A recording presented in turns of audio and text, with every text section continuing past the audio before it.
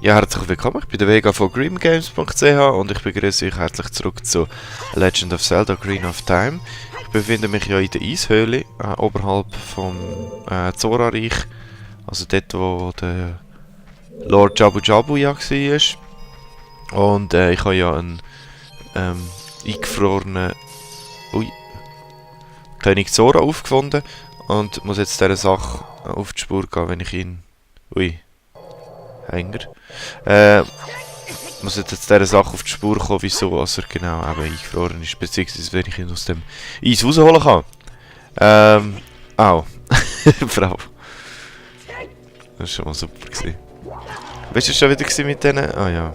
Mit diesen Eisskulpturen, das ist ja nicht so ideal, hä?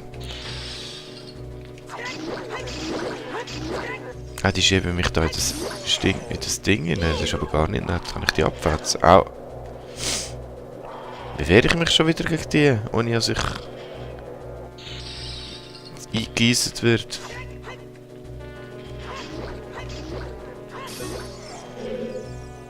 Ich würde sagen, einfach im richtigen Moment ausweichen. So nicht. Oh Mann. Okay. Oh, was ist da grün? Wir gehen mal abchecken. Der eine ist doch noch da. Keine Ahnung. Also, haben wir da das Vogelscheuchenpolk?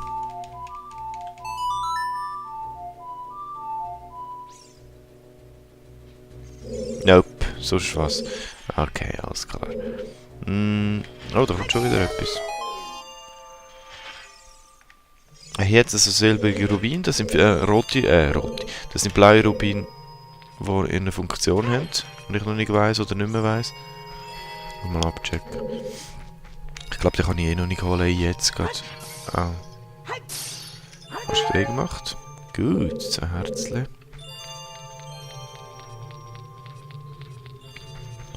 Ich muss mal schauen, wie Gespräche als ich heute bin bei der Session. Ich habe nicht allzu viel geschlafen die Nacht. Aber, ja, ich weiß nicht, wann das genau das Video wird rauskommen. Es wird sich wahrscheinlich ein bisschen verzögern, aber jetzt, wenn ich das aufnehme, ist gerade HSZ 1 am Tag vorher rausgekommen. Oder ja, hat sollen rauskommen. Ich weiß nicht, ob ihr das mitbekommen habt. Das neue Zombie-Game, der DayZ-Klon. Und wir sind ein bisschen verarscht worden. Erstens mal... Wo ist der Enterhaken da? Also erstens mal haben wir das Gefühl gehabt, es ist Free-to-Play, was es offenbar ist.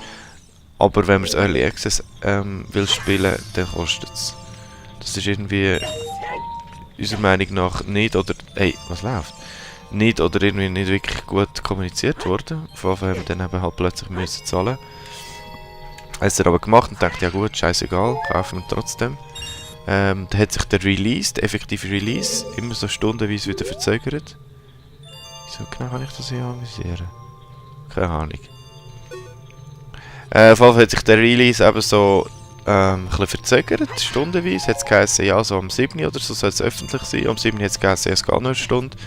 Am 8. hat es dann geheißen, ja, es geht noch 2 Stunden. Und dann ist es wieder 1 Stunde gegangen, dann wieder 2 Stunden. Dann um 11 oder erst um 12 jetzt weiß ich gar nicht mehr. Au. Irgendwie... im Timing ist es ein bisschen daneben. Naja, und dann hat es dann irgendwann sich eben geheißen, ja, um 11 oder 12 oder so, wir können es dann runterladen. Gut, dann haben wir es runtergeladen. Unterdessen etwas anderes gemacht und so. Ein bisschen den Leuten zugeschaut, oder Wellen zuschauen, die am Streamen sind. Wo kann ich jetzt den abwärts? Nee. Das hast du befürchtet. Oh, das geht. Das ist okay. Genau, da haben wir den Leuten zugeschaut beim Streamen und so. Und naja, ist nicht so spannend gewesen, weil alle Streamer, wirklich alle, bis auf einen, so um die 11, halb 1 herum, glaube ich, ist das etwa gewesen, haben nicht können streamen. Es hat, sie haben so Login-Server, also jedes Online-Multispieler-Spiel hat so Login-Server. Und HSZ hat es jetzt doch tatsächlich geschafft, dass ihre Login-Server am Release-Tag völlig überlastet sind. Also ich sage jetzt, von 10 Spielern hat vielleicht, nein, von 100 Spielern Hätte vielleicht etwa einer können spielen, wenn überhaupt. Das ist glaube ich sogar noch schlimmer gewesen. Mit der Zeit ist es dann nach und nach ein bisschen gegangen, dass die gewisse Leute plötzlich können spielen, aber naja, also es war eine riesige Verarschung gewesen. Und ja, und dann ist es die blöden Eisfledermäuse und Eisspuck-Dinger, keine Ahnung.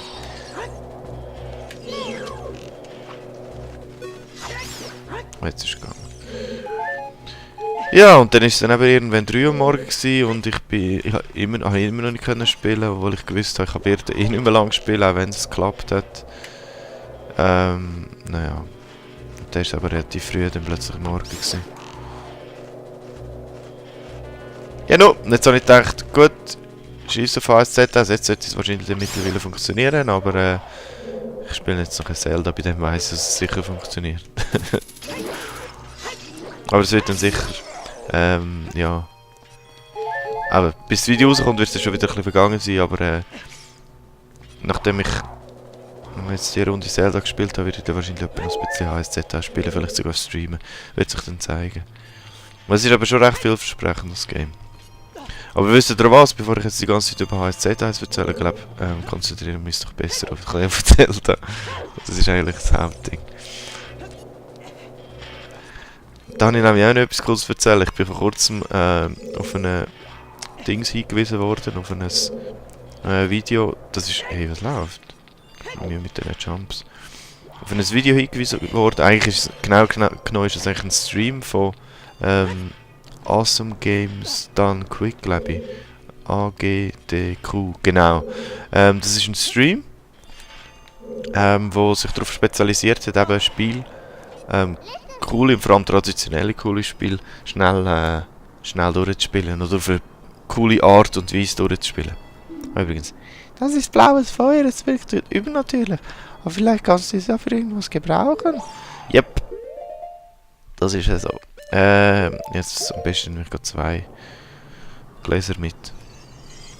Und dann habe ich eben den Stream entdeckt, beziehungsweise ein Video-Mitschnitt von einem von diesen Streams, wo der Runner Guy, irgendeine Zahl noch, Runner Guy, ich sage jetzt mal 42, aber wahrscheinlich eine andere Zahl, 89, echt. Wo Zelda spielt, die ersten 3 Dungeons, also Child Dungeons von Ocarina of Time. Und zwar, jetzt wenn ihr gut zuhört, und zwar mit verbundenen Augen. Da ist dann so gedacht, ja, klar, also irgendwie, das... Ich kann es auch nicht, irgendwie schaffen das schon und Zeug und Sachen, aber ich habe nicht realisiert, oh, warte mal. So, ich habe eigentlich nicht so wirklich gecheckt, was das genau bedeutet. Jetzt habe ich so das blöde Eis verrutscht. Was das genau heisst, eigentlich mit verbundenen Augen zu spielen. Weil, ob das irgendwie einfach so pseudomässig mit verbundenen Augen war oder so, vielleicht habe ich es dann mal angeschaut und der Typ hat wirklich tatsächlich nur auf den Sound gelost und sich einfach genauestens eingeprägt, was er wenn, genau wie, wo und was muss machen.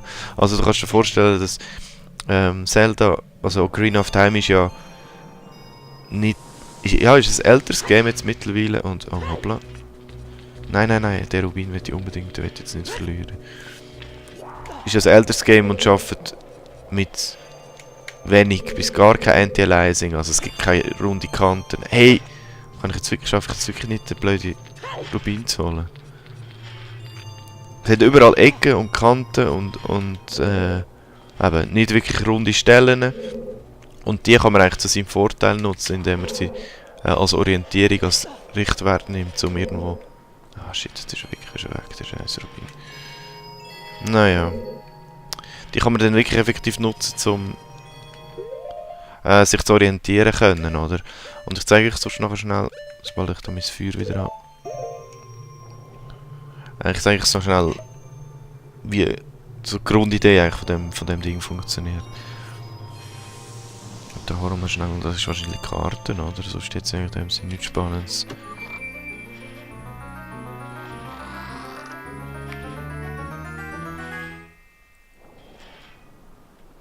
Voll.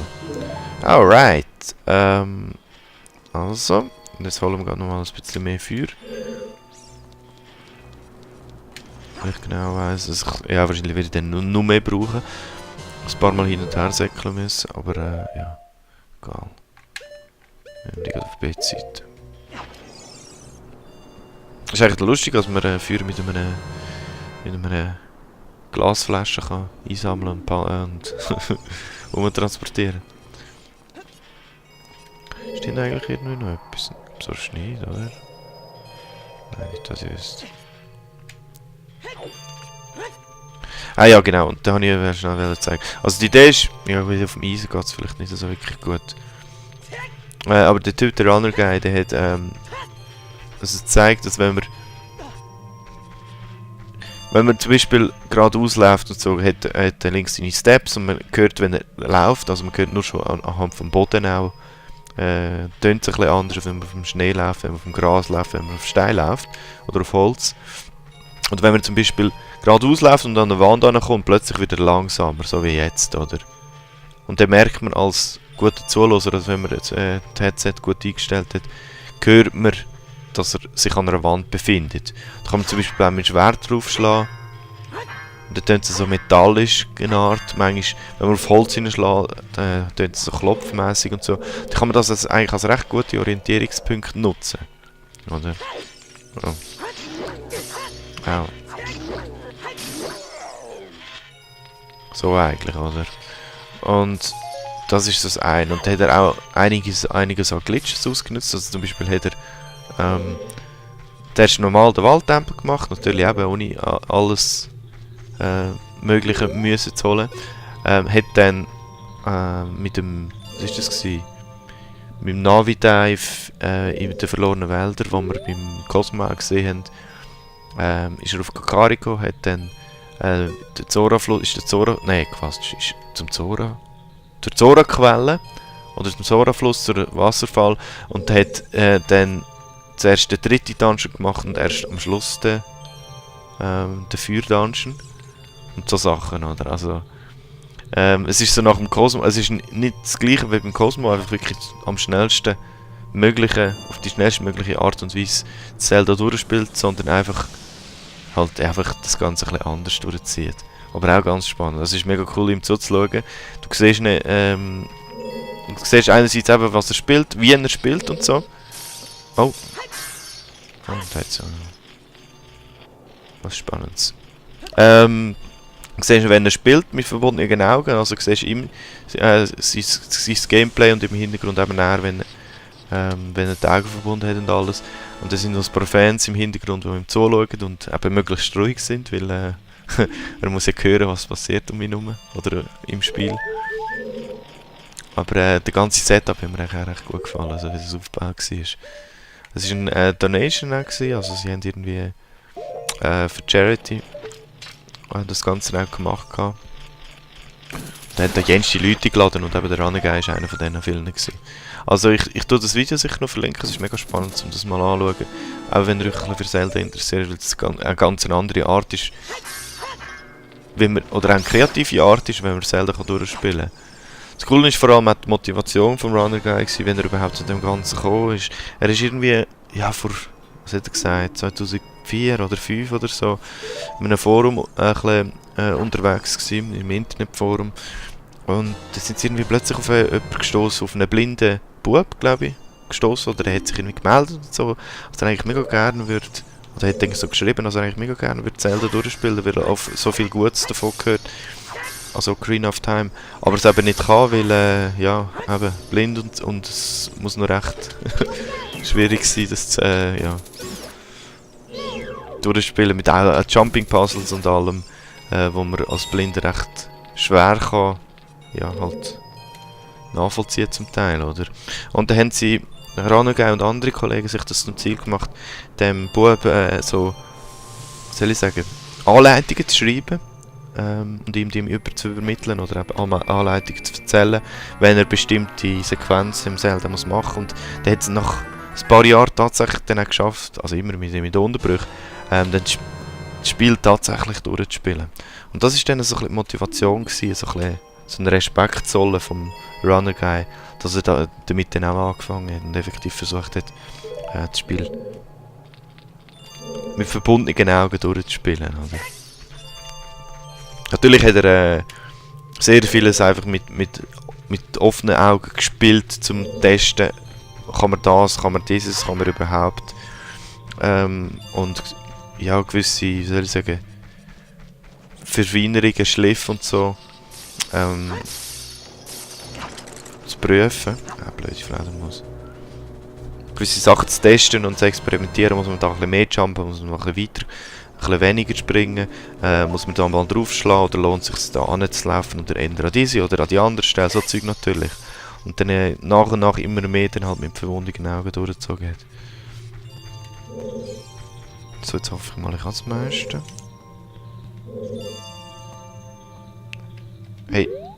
Jetzt. Ich hasse die blöden Propellerarme. Ja.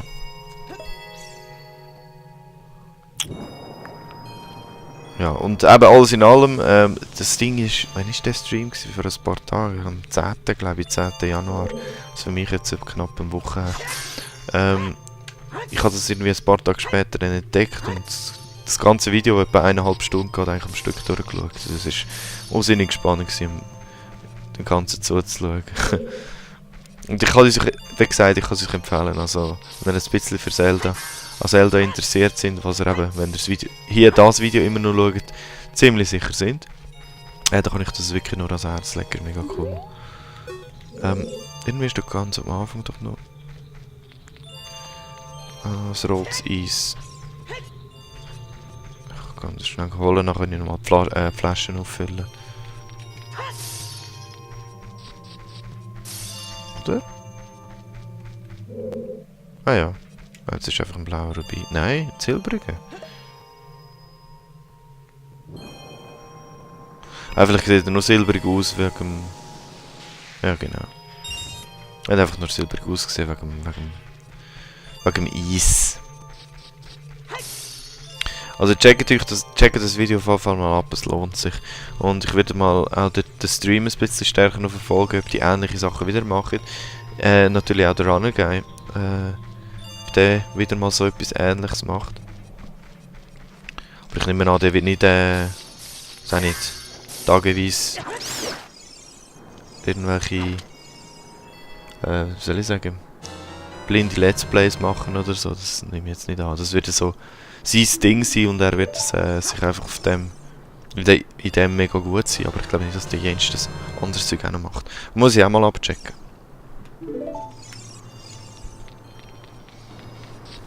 Oh. Oh. Jetzt habe ich gleich ein bisschen mehr geschnurrt, als ich dachte. Au. Ah, ich hasse es schon wieder nicht.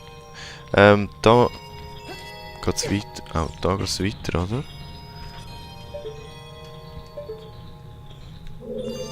Da in diesem Raum hat es 4 Ausgänge. Ich bin gerade ein bisschen verwirrt, wo ich genau muss durch. Also da bin ich schon durch. Da bin ich jetzt gerade... Okay, alles klar.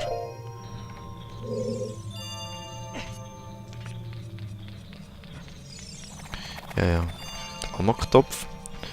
Das soll ruhig ein bisschen rumfliegen, das können wir nicht so gross.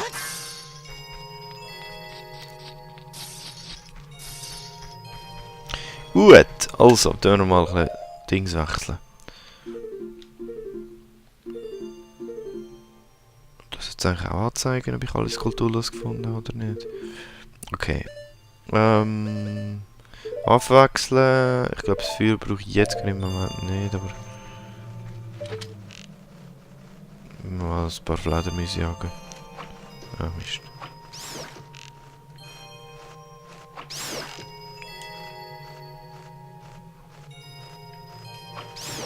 Jetzt ist eben das mit der silbrigen Rubin, das, was ich vorher gemeint habe. Die muss ich jetzt hier alle finden, damit etwas aufgeht. Oh. Ja, spät.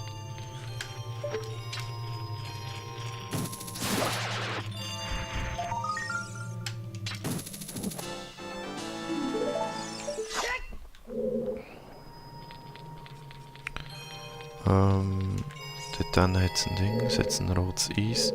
Das muss ich die irgendwie so, Plattform irgendwie so verschieben, damit ich Oh, jetzt sind irgendwo runterfliegt. Ich glaube so.